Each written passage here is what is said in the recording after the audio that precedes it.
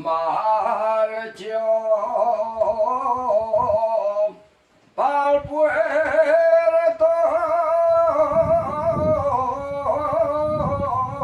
con 4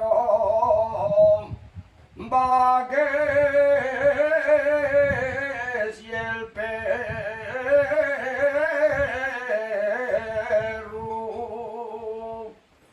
Baques y el perro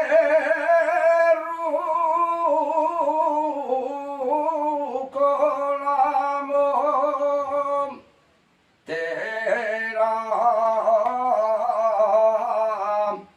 picona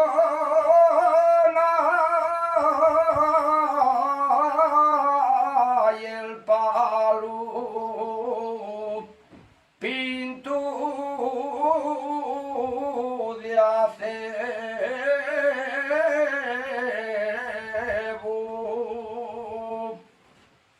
Voy a cortar unos norbizos, voy a cortar